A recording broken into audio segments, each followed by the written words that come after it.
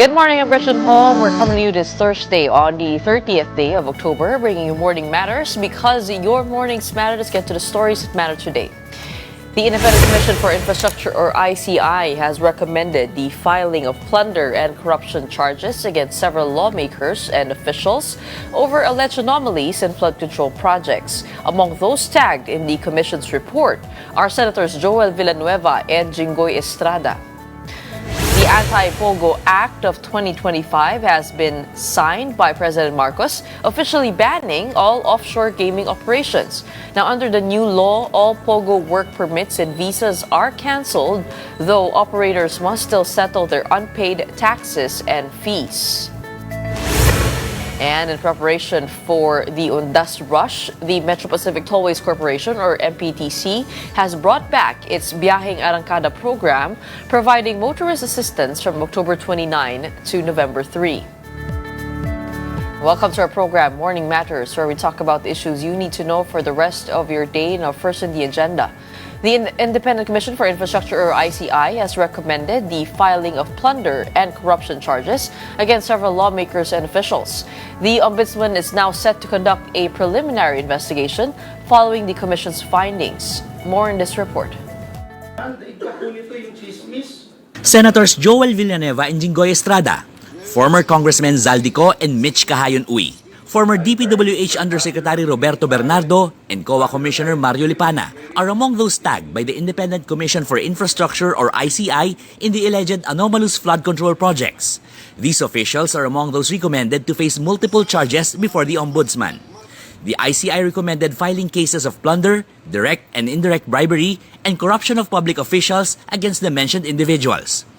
Based on the ICI's interim report, they were allegedly involved in a kickback scheme receiving bribes from flood control projects.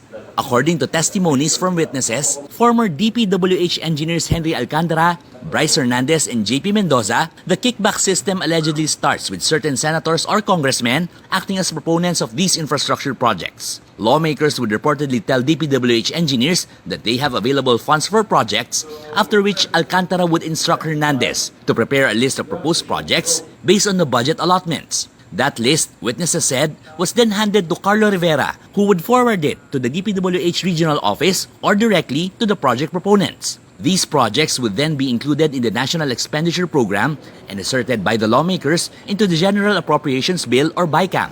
Engineer Alcantara would then allegedly choose which contractors would implement the projects, and that's when the kickbacks took place. The whole 25% SOP is given to the proponent. This 25% payoff is advanced by the contractors to ensure that the project will be awarded to them. The ICI assured that the investigation will spare no one. Politicians and government officials will be investigated and charged by credible evidence. Senator Joel Villanueva said he will wait for the official referral of the ICI to the Ombudsman. His legal team will study the basis of his inclusion, and once the Ombudsman acts on the referral, they will file their official response. He added that Senate records would show he had been opposed to flood control projects from the very beginning. He said he was in fact one of those who questioned the implementation of projects that had not materialized. Villanueva also stressed that Engineer Alcantara himself testified that he had no knowledge or involvement in the questioned projects. Senator Jinggoy Estrada likewise denied receiving any funds from flood control projects, saying he can prove this in court. He maintained that the accusations against him were based merely on hearsay. Senate President Tito Soto meanwhile said it is better to follow the rule of law and avoid putting the Senate in a compromising position. He emphasized the importance of due process and the system of checks and balances in government to protect the rights of both individuals and institutions. The Ombudsman confirmed that the ICI's referral will undergo preliminary investigation. Many of them are ripe for the picking or ripe for action already, at least for PI. It means that most of the fact-finding has been done already by the ICI, or sometimes the fact-finding was done by the DOJ. Mas mabilis. And we expect to be filing cases soon. The Office of the Ombudsman will file complaints on the flood control scandal on or before November 25. Ombudsman Boy Remulla said SunWest Incorporated, owned by former Congressman Zaldi Co, will be among the first respondents, along with 17 others, including government officials at salary grade 27 and above. Charges of malversation, bribery, and falsification will be filed with the Sandigan Bayan. These pertain particularly to anomalies in the flood control project in Nauhan, Oriental Mindoro, as well as 5 ghost projects in Bulacan. Marami yan kasi, lahat ng contracting companies, we will make the board of directors also liable. I mean, we will hold them liable also for everything that happened. Kaya, mas marami tayong magiging respondents dito. Remulla added that investigations continue on all 421 ghost flood control projects flagged by the DPWH, stressing the office's commitment to building a solid case for conviction. Meanwhile, he is also considering live streaming preliminary probes on 13 complaints filed by the DPWH and Commission on Audit to ensure transparency and accountability. We are in the process of farming them out so that we can validate the information again. We have validation reports from the PNP about the projects being ghost projects. It's just that we have to check again with the bid documents about the location of the said ghost projects so that we will not fail in terms of proving that these are ghost projects. The location is critical to this. The Civil Aviation Authority of the Philippines has confirmed that 3 air assets linked to resigned Ako Bicol Representative Zaldi Co have left the country.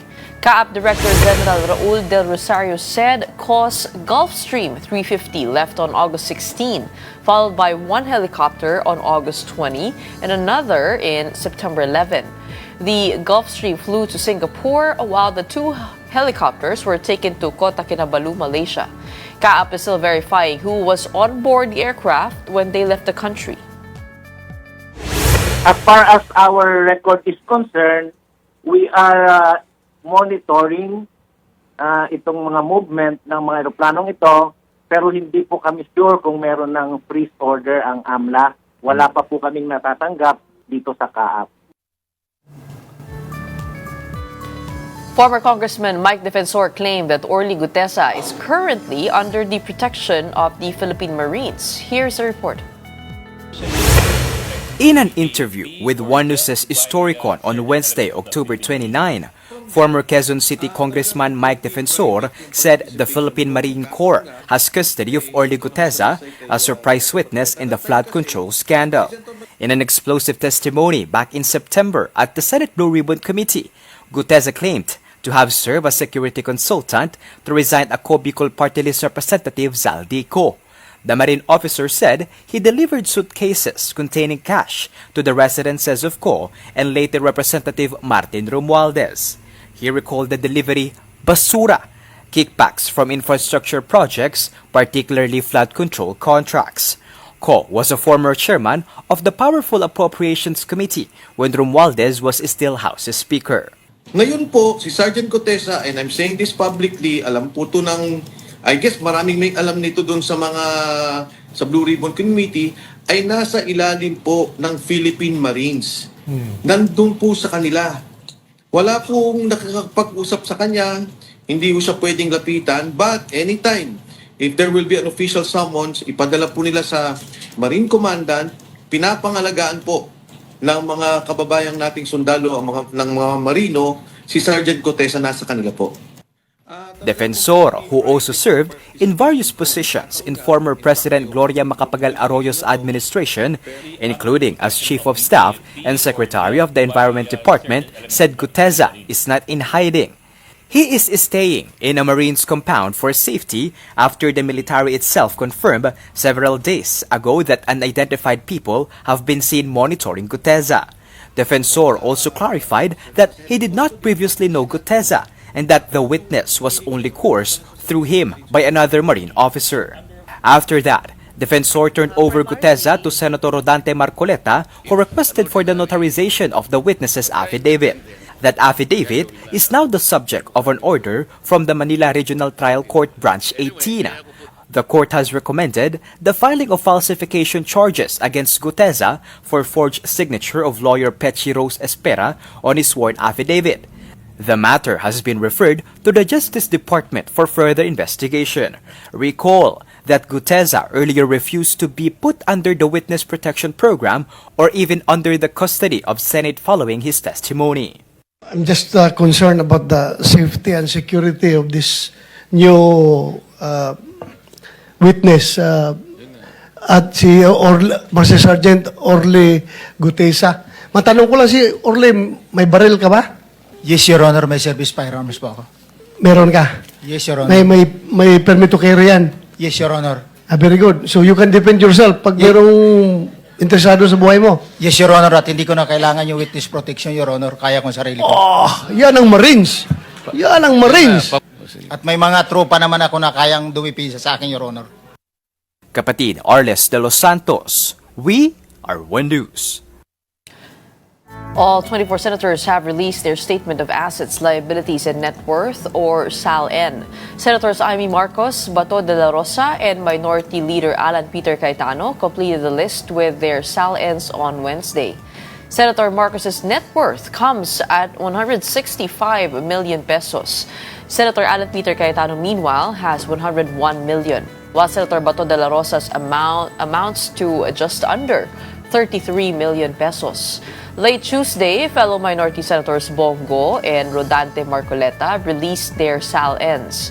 Go's worth also is just under 33 million, while Senator Marcoleta's is almost 52 million pesos. Mark Villar and Raffy Tulfo are the richest senators with a net worth of more than 1 billion pesos. The senators with the lowest net worth are Risa Contiveros and Cheese Escudero, both just under 18 million pesos.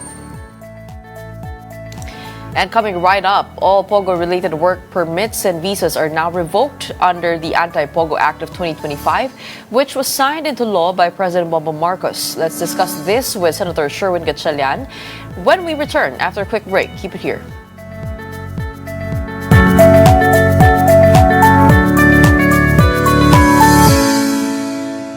Good morning, I'm Gretchen Ho here at Morning Matters. We talk about the most pressing issues and give you the context behind the headlines.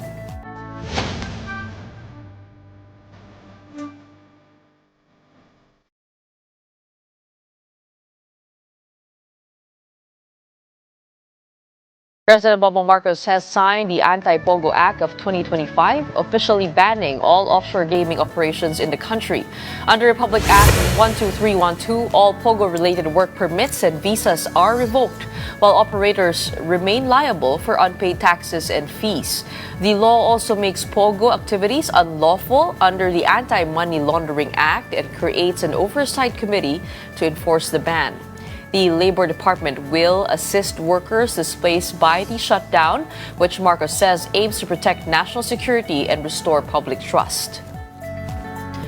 To tell us more about the Anti-POGO Act and other matters, we have Senator Sherwin Gatchalian joining us here on Morning Matters. Welcome back to the program. Thanks for your time.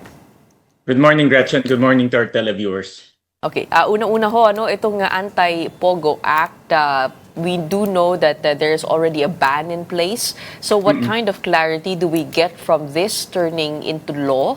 And ano po ang difference niyan? Kasi kung titignan po natin, yung POGO at yung PIGO, ang pagkakaiba lang naman po ng kanilang clientele, nasa ibang bansa yung sa POGO. Does that mean if they shift to the local market, lusot na sila? That's exactly what we defined in the law, that entities who solicit bettings or solicit bets from the outside, offshore in this case, is deemed illegal already. So bawal na yan. So for example, if these PIGO entities will now entice bets coming from the outside of the country, then they become illegal under this law.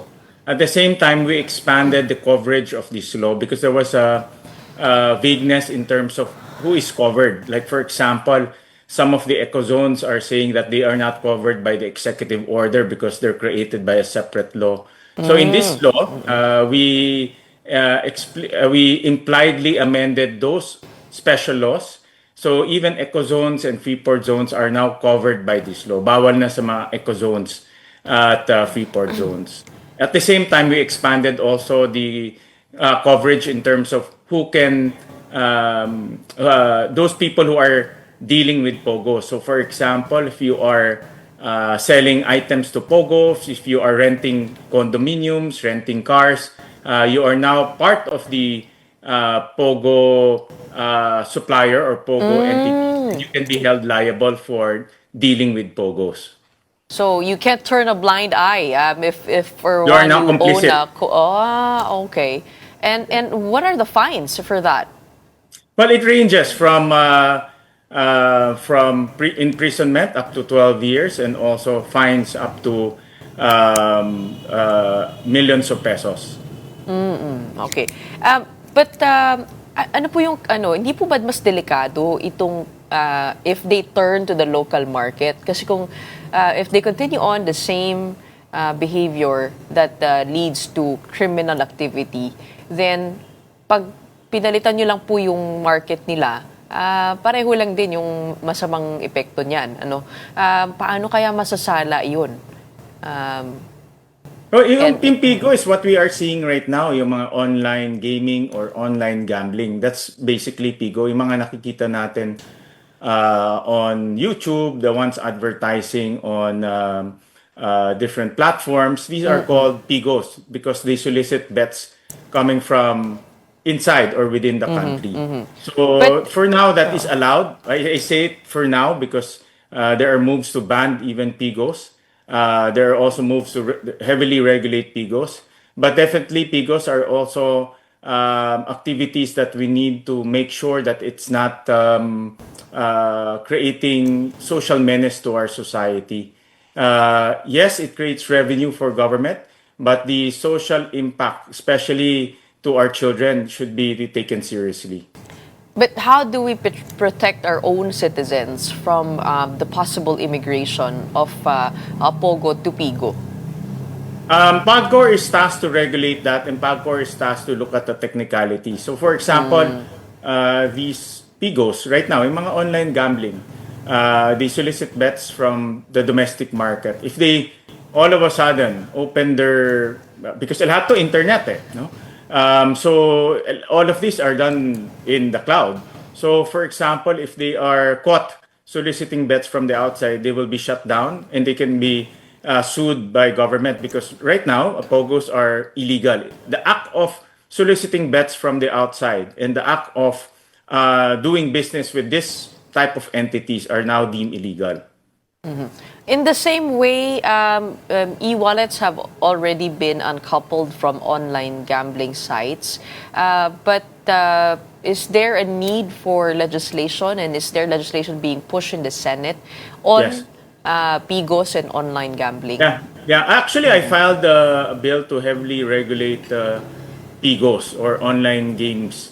Right now, it's decoupled in a sense that if you go to the GCash websites, you cannot play e-games in the GCash websites. But if you go to the websites of this gambling and these online gambling entities, you can still link your GCash there. In fact, I just talked to someone over the weekend, mga ordinary constituents, and they said you can still use your GCash to bet. And that's what we are trying to ban. We want to ban altogether. completely, yes, completely the link between e-wallets to gambling sites. Meron na po tayong nakuhang datos kaya kung ano po yung naging epekto nun, yung pag-decouple.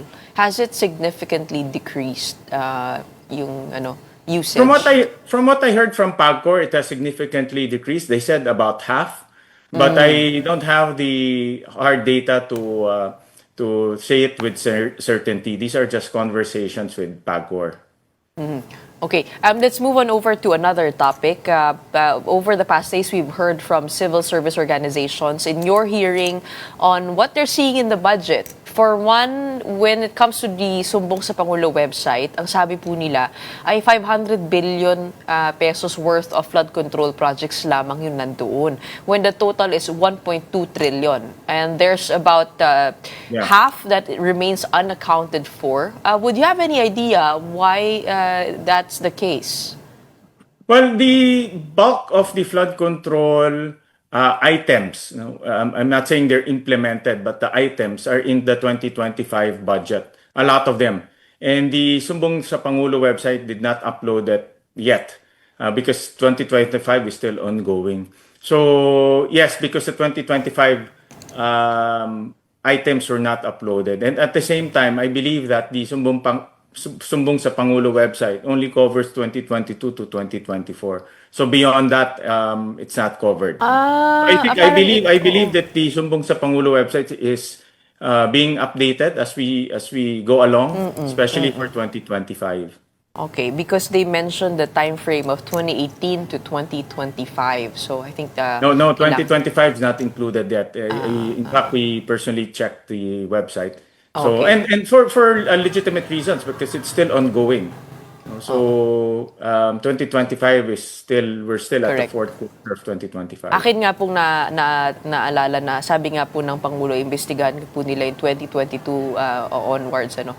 Pero one of the things that they brought up is yung possible insertions na nangyari dito po sa Convergence and Special Support Program, Asset Preservation Program, which also registers billions in funding at medyo pumapareho siya dun sa pondo para sa infra themselves, no?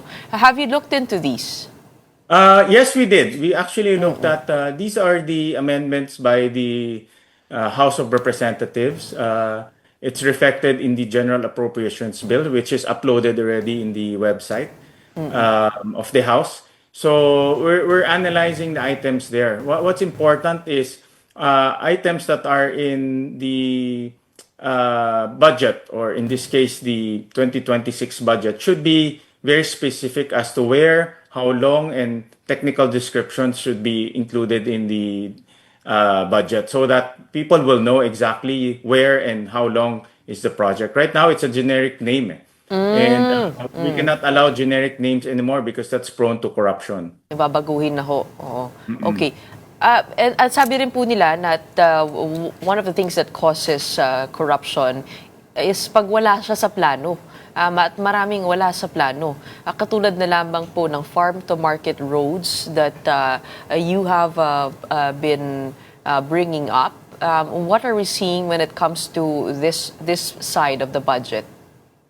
Tama. It's important that all of these projects are inside the master plan or inside a network plan for the FMR. Because if not, then all of these are just created by whim, and there's no interconnection to the other network plans. So one of the things that we will be enforcing strictly in the budget is it should be included in the network plan. It should be shovel ready, meaning it has technical descriptions, it has the length of the road, so that again we will prevent overpricing as well as ghost FMRs. In fact, this morning I saw the Facebook of Secretary Tiu Laurel, and he mentioned a few FMRs that are completely ghost projects. Wala talaga. It was declared complete 2021, pero nung pinuntahan niya, wala naman. And some of the projects are parang hinahabol. They just started a few months ago. So to avoid all of these things, it has to be specific in the budget, because the budget is the starting point. Once you have a flawed budget, then you have, it's prone to corruption. And how do you propose we cure that? Kasi sabi niyo po, 24 billion out of the 32 that's what's part of the network plan. Tatanggalin na po ba outright yung 8 billion na Yes. sobra? We gave DA a chance to validate and tell us whether that's included in the network plan. Pag hindi siya included, then we will remove that. Okay. And you're okay with turning all of this budget over to the Department of Agriculture? Do they have the muscle to be able to? That's great. Actually, that's a very good question.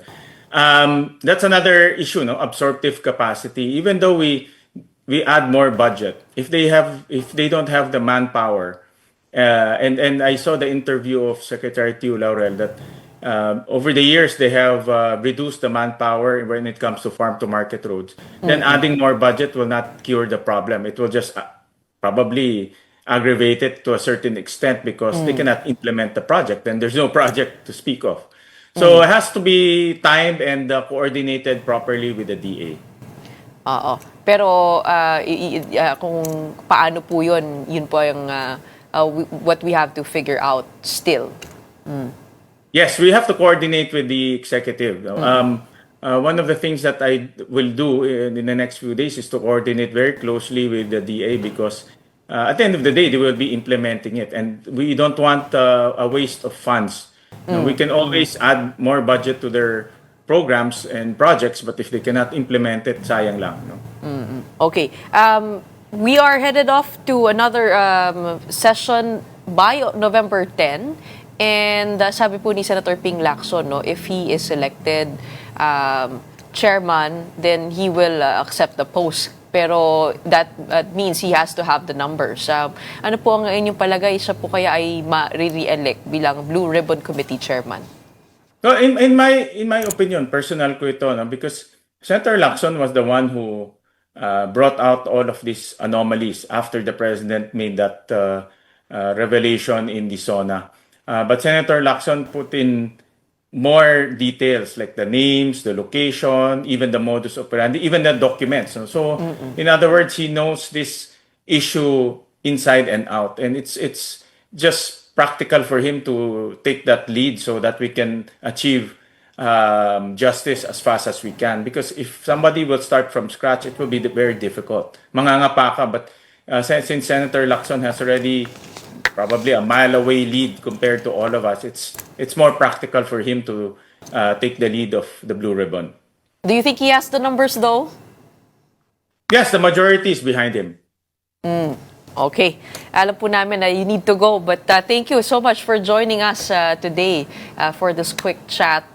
We hope to see more when Senate session resumes. We have Senator Sherwin Gatchalian here on Morning Matters. Maraming salamat. Thank you, Gretchen. Maraming salamat. Up next, Metro Pacific Tollways Corporation reactivates Biyaheng Arangkada Motorist Assistance Program from October 29 to November 3 for the Undas Rush. All that and more when Morning Matters returns. Keep it here.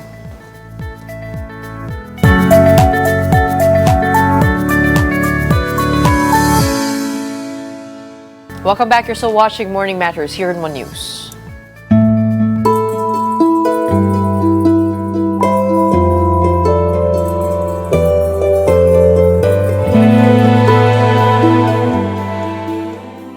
The Metro Pacific Tollways Corporation has reactivated its Biyaheng Arangkada Motorist Assistance Program, which runs from October 29 to November 3 in preparation for Undas. The initiative includes increased personnel deployment, 24/7 traffic monitoring, and quick response teams across its expressways. Around 2,000 traffic, toll, and emergency personnel are now on duty along NLEX, SCTEX, CALAX, CAVITEX, and CCLEX in coordination with the PNP, LGUs, and other key agencies. Meanwhile, the North Luzon Expressway will open zipper lanes and suspend all roadworks to ease the expected Undas traffic surge. The management also advised motorists to have their RFIDs loaded to avoid the buildup in toll plazas. And to talk more about their preparations for Undas 2025, we are joined by Robin Ignacio, AVP for Traffic Operations at NLEX. Good morning. Good morning. Good morning, everyone. Okay, hi Robin. Tell us all about the traffic management plan for Metro Pacific Tollways this year. Yes, ma'am. Actually, as mentioned, we already deployed more of our personnel to assist our motorists during their travel, and we started that yesterday and until Monday. And also, all roadworks are already suspended, so we completed everything that we can complete. And starting yesterday, all lanes are already open, and available to our motorists, and this will be until Monday also.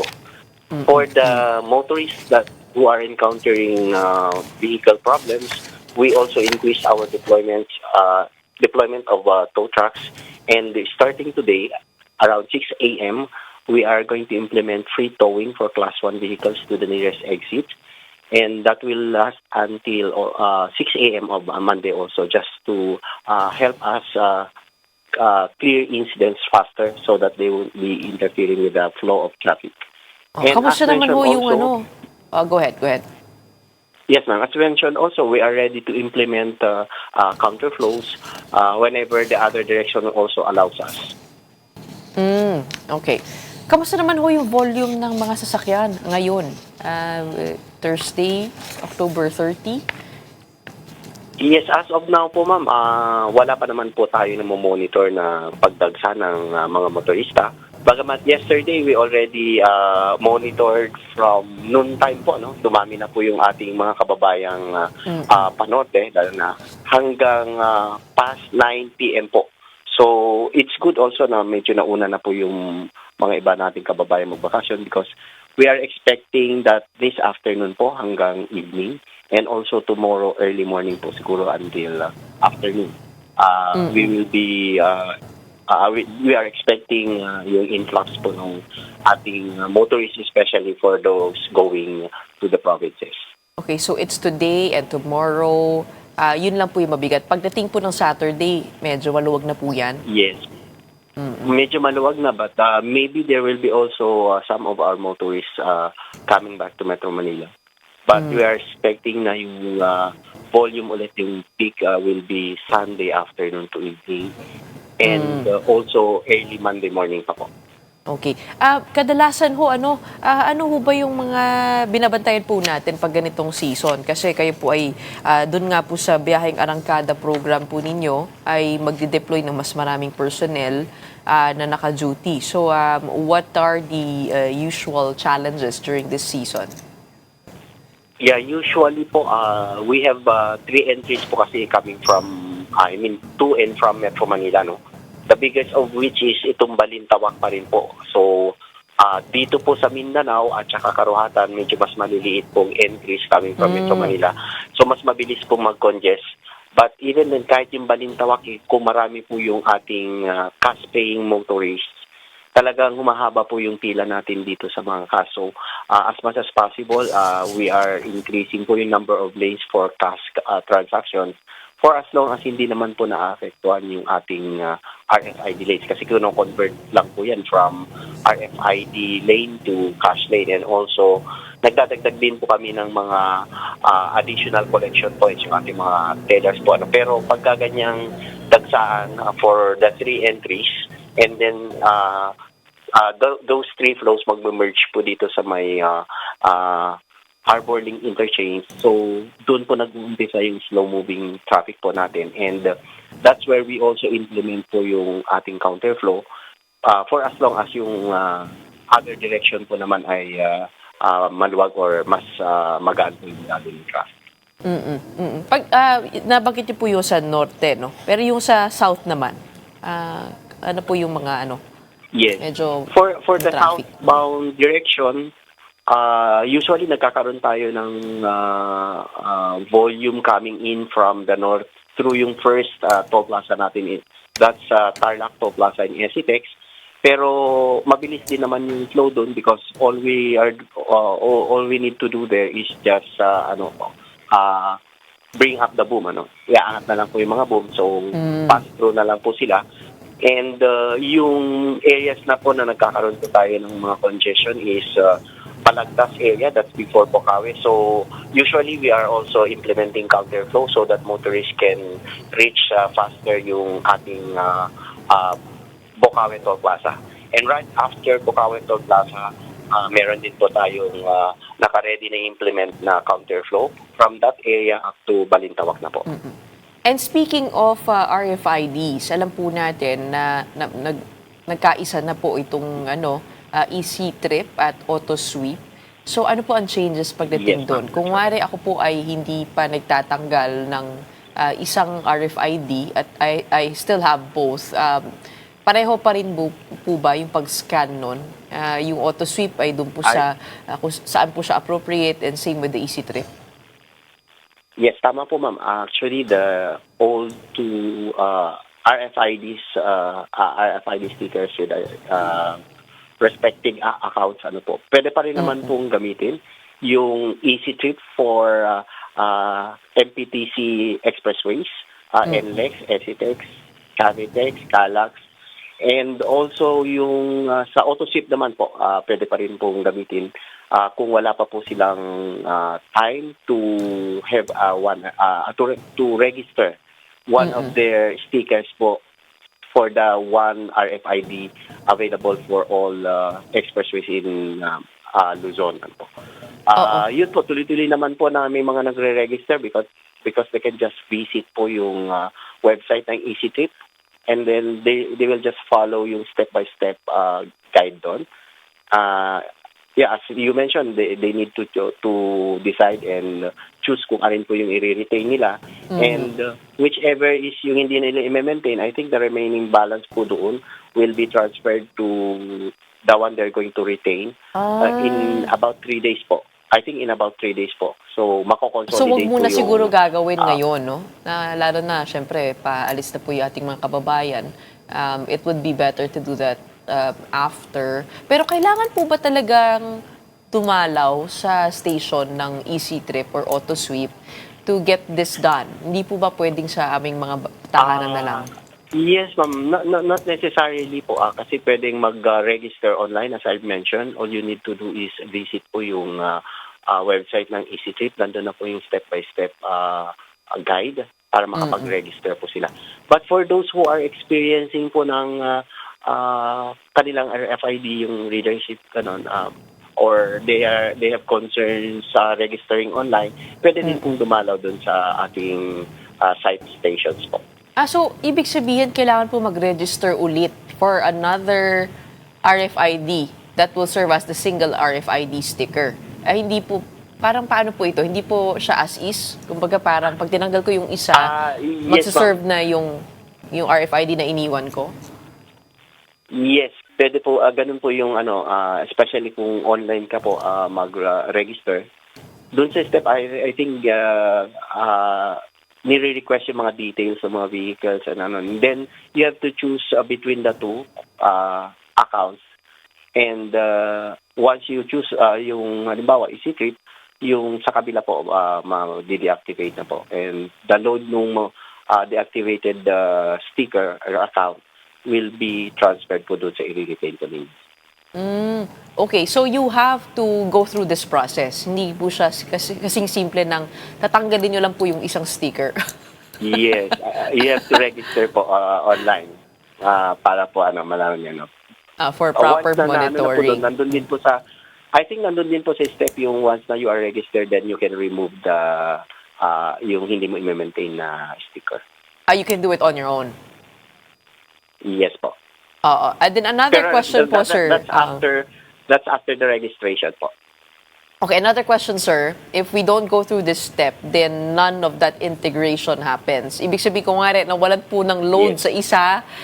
Pag dumaan po kami dyan, hindi sasaluhin ng isa. Pag hindi po kami nag-register. Tama po kayo, hindi pa po automatic na ganun. Okay. We need to register po para yung sa account details, para po dun sa na rin po ma-align po dun sa system po.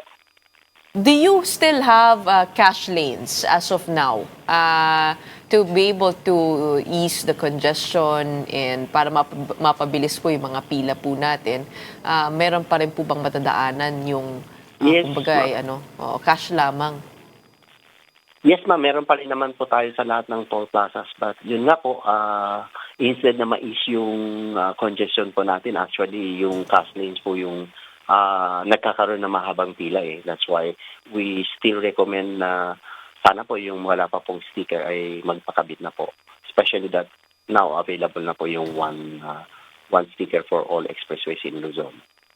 I do remember the other day I was going through a tollway, tapos nakalimutan ko loadan. Tapos hindi na po umangat yung barrier. Pero mismong doon ako sa station na nakapagbayad. So, posible rin yun, no? Kung sakasakali lang, we can't keep track of our balances that responsibly, no? Oo. And I think that's what is good with the Easy Trip ano po, because we have this mobile app, yung MPT Drive Hub, where you can register your account, your RFID account, and then you can monitor your balance, as well as you can reload using that app in your online accounts. Oh, At kasi, mabilis naman po yung mga there are online reloading na mabibilis po. no, I do remember there was we were having difficulty with registering yung card po at tignan yung balance dahil nakalink po siya sa isang account lamang. Wala pong ganong pagdating sa Easy Trip. Pagkakaalam ko po, kung fleet po yung I think that's another one po. Pero pagka ganyang individual or personal hindi po ganun, ma'am. Wala po nakalito. Okay. Sige po, ibenta niyo pa po yung yung Easy Trip para dyan po kami magstay. Okay, Actually, yun lang naman po kasi we have that mobile app where it can help you also monitor and reload your account. What's the name of the app again? MPT Drive Hub, that's Metro Pacific Tollways kasi MPT Okay. Drive Hub, that's a mobile app. MPT Drive Hub. Download that to ease your worries about anything RFID. In the meantime, ano pa po ang huling paalala po natin sa mga motorists this coming Undas season? Yes, yung lagi nating reminder for our motorists that they should prepare, and sa pag-prepare po, they should ensure that their vehicles are in a good condition, a running condition, and that also the driver po sana merong sapat na pahinga, nasa tamang condition din. And sumunod lang po sa traffic rules and regulations habang nandito na po sa loob ng expressway. And kung magkaroon talaga ng problema at hindi po sila na kita kaagad ng aming mga personnel or doon sa camera, they can call 135,000 para makapadalhan po sila kaagad ng assistance. Okay, maraming salamat po sa inyong paalala at good luck po sa ating lahat. As we head on to the Undas Rush, we have Robin Ignacio, AVP for Traffic Operations at NLEX. Meanwhile, crowds have started to flock Manila North Cemetery ahead of Undas. Metal barriers are now in place at entry points, while authorities continue strict inspections. Children entering the cemetery are being given wristband tags with guardian contact details to avoid missing cases. Free e-trike rides are also available inside. Meanwhile, at the Hagonoy Memorial Cemetery in Bulacan, graves remain submerged in waist-deep floodwater, forcing some residents like Lucy Robles de la Rosa to light candles for their departed loved ones at home instead. In Bogo City, Cebu, cleanup and repairs continue at Corazon Cemetery, where several tombs were damaged by the recent quake. Some families unable to afford bone chamber fees have built makeshift shelters to house the remains of their relatives. Crowds continue pouring into the Manila North Cemetery just 2 days ahead of Undas. And for the latest, we have Mobile Journal Aimee Atienza now reporting to us live on the ground. Aimee, what's the scene like there right now? Gretchen, unti-unti na ngang dumadami yung tao dito, no? At nagiging abala ang Manila North Cemetery dito sa Maynila. At kung makikita mo naman sa aking likuran, meron naman talagang mga strict regulations dito at may nakabantay sa bawat papasukan mo ng mga gustong bumisita sa mga puntod ng kanilang mga yumaong kaibigan o kapamilya. Dito sa Manila North Cemetery, no, ilan sa mga paalala din ng mga otoridad, Gretchen, ay huwag daw magdala ng mga flammable materials, mga patalim, pati na rin alak, pati mga sound system, no, na maaaring makaabala sa pagbisita ng ilang mga sa pagbisita tao pupunta dito, no, sa Manila North Cemetery. At kung pag-uusapan din naman natin yung nagiging sitwasyon dito naman sa labas mismo, dito kasi sa area na to, Gretchen, nandiyan yung mga nagbebenta ng mga bulaklak, kandila, kung sakali mang walang dala yung ibang mga bibisita dito. So nagkakahalaga yung mga kandila from 30 pesos to 100 pesos at yung mga bulaklak naman ay nag-range from 100 pesos to 300 pesos. Depende na nga lang din daw sa laki.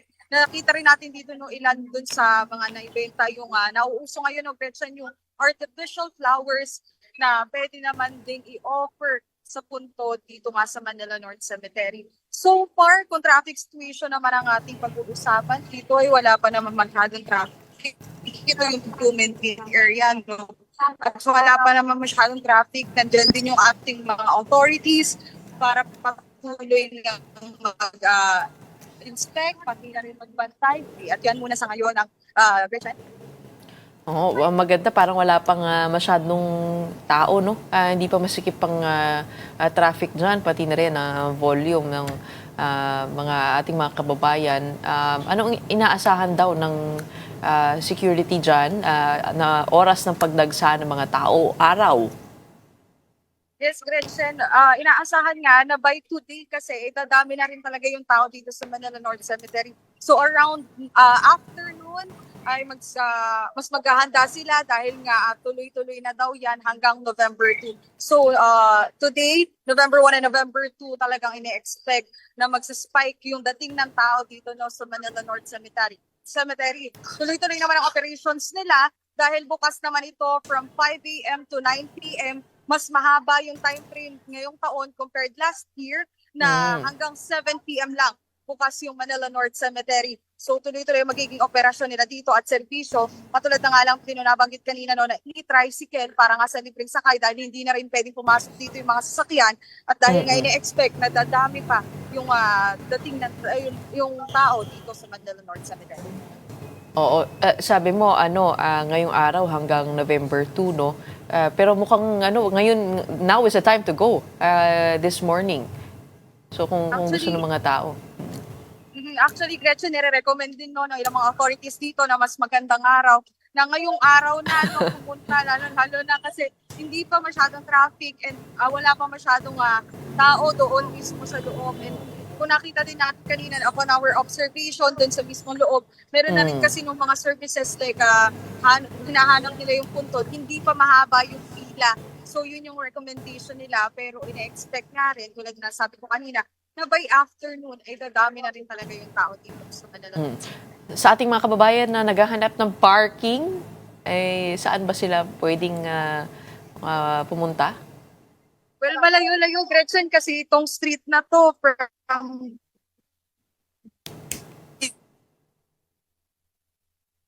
dito sa may, Lumen Street hanggang maaaring paradahan ng mga sasakyan. So, ang recommendation din ng mga authorities dito ay magbiyahe na lang kung pupunta man dito sa Manila North Cemetery dahil mahihirapan nga sila kung parking ang pag-uusapan. No? At dito, kahit dito sa mga gilid-gilid, hindi na pwede pumasok mga authorized na sasakyan na lang ang pwede. So, ayun, recommendation talaga ng authorities dito, kung maaari ay magbiyahe o kaya mag-rent ng sasakyan na parang service lang. O pwedeng ride-hailing app, no? Para mas mapadali para sa ating pupunta dyan. No? Pagdating naman po sa mga, sa mga bawal dalhin, ano yung listahan na yun? Yes, Gretchen, bawal dito magdala noon ng mga flammable materials, mga patalim. Bawal din ang mga pets dito sa loob ng North Cemetery. No? At bukod pa dyan, bawal din magdala ng mga alak, pati na rin ang any intoxicating substance. Pati na rin, bawal dito yung pagdadala ng mga gitara, speaker, pati na rin yung malalakas na sound system para nga hindi naman daw makaabala dito sa Manila North Cemetery, lalo-lalo na sa mga bibisita at mga nagdadasal sa puntod ng kanilang mga yumaong kaibigan. Okay, maraming salamat sa iyo mga paalala. We have Amy Atienza joining us from the Manila North Cemetery. Don't go away. We got more matters to discuss after a quick break. Keep it here on One News.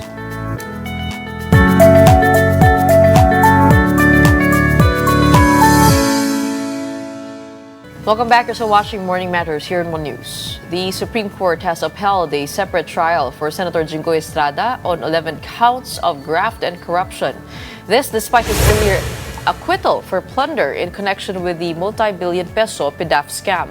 The court rejected Estrada's claim that the graft charges should be dismissed, saying they are not absorbed by the plunder case since the two crimes punish different wrongs. The Sandigan Bayan earlier ruled that there is enough evidence to proceed with Estrada's graft trial. The Samahang Basketball ng Pilipinas has elected a new 17-member board of trustees. The new board includes representatives from various sectors, with 10 first-time trustees signaling a balance of experience and new leadership. Manuel V. Pangilinan was elected chairman, Ricky Vargas as president, and Shea Cabal Revilla as vice chairman. This comes following the ratification of SBP's updated bylaws and approval by the Securities and Exchange Commission. Meanwhile, Filipino boxers emerged victorious at the Thrilla in Manila 2 held last night at the Big Dome.